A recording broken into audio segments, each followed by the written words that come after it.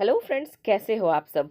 दोस्तों, आज मैं आपके लिए लेके आई हूँ नवरात्रि स्पेशल एक और रेसिपी। आज तक दोस्तों आपने ड्राई साबूदाना खिचड़ी तो बहुत बार खाई होगी। एक बार मेरे तरीके से ये सूपी साबूदाना खिचड़ी बना के देखिए। यकीन मानिए आपको बहुत पसंद आएगी। बनाने में आपका ज़्यादा टाइम वेस्ट नहीं होगा।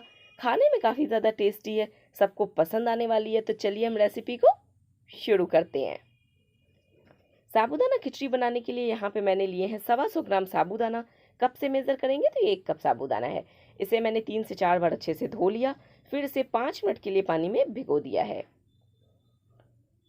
अब यहाँ पे मैंने लिया कुकर, इसमें डाल रही हूँ 2 टेबल स्पून रिफाइंड तेल। अगर आप घी खाते हो व्रत में तो आप ऑयल को घी से रिप्लेस कर सकते हो। घी गर्म हो गया है। अब हम इसमें डालेंगे आधा चम्मच जीरा। जीरे को अच्छे से क्रैकल होने देना है।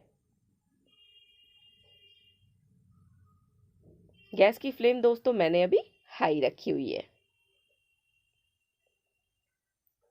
जीरा अच्छे से क्रैकल हो गया है, तो अब मैं इसमें डाल रही हूँ कटा हुआ टमाटर। यहाँ पे मैंने एक बिल्कुल बड़े साइज का टमाटर लिया था जिसे रफली चॉप किया है। साथ ही डाला 2 बारीक कटी हुई हरी मिर्च। इसे अच्छे से मिक्स करूंगी। दोस्तों, मैं जो भी चीज़ें खिचड़ी में डालूंगी, अगर इसमें से कुछ भी आप व्रत में नहीं खाते हो तो उसे आप स्किप कर सकते हो। अब यहाँ पे मैंने डाला आधा चम्मच नमक। नमक आप अपने स्वाद के अनुसार डालेंगे। साथ ही डालूंगी 1 कड़छी पानी, ताकि टमाटर जल्दी से कुक हो जाए। इसे अच्छे से मिक्स करूंगी। यहाँ पे हमें टमाटर को मैश ही नहीं करना है। अब इसमें मैं डालूंगी आधा छोटा चम्मच कश्मीरी लाल मिर्च पाउडर, जिससे खिचड़ी को बहुत ही अच्छा कलर मिलेगा। इस तरीके से टमाटर को थोड़ा थोड़ा मैश करूंगी, बट हमें यहाँ पे इसकी चटनी नहीं बनानी। बस 2 मिनट हो गया है। अब मैं इसमें डालूंगी कटा हुआ आलू।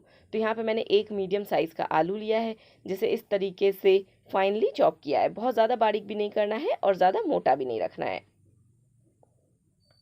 अब इसमें डाल रही हूँ भिगोए हुए साबूदाना। दोस्तों, साबूदाना को ज़्यादा देर के लिए नहीं भिगोना है, क्योंकि हम खिचड़ी कुकर में बना रहे हैं। तो 5 मिनट काफ़ी है। सिर्फ 5 मिनट के लिए आपको साबूदाना को भिगो देना है। इसे अच्छे से कर लूँगी मिक्स।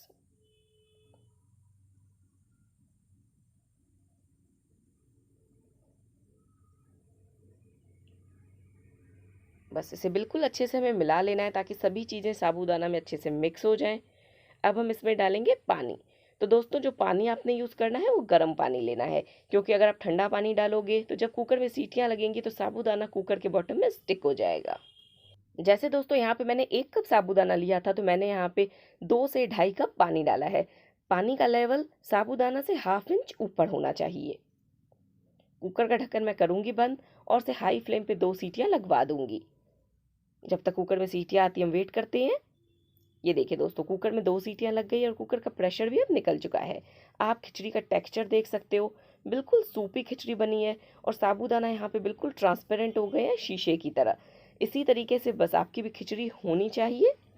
अब मैं इसमें डालूंगी बारीक कटा हरा धनिया, और ये खिचड़ी खाने के लिए बिल्कुल रेडी है। साबूदाना खिचड़ी को आप हमेशा गर्मा गर्म ही सर्व करें। ये गर्मा गर्म काफ़ी ज़्यादा टेस्टी लगती है।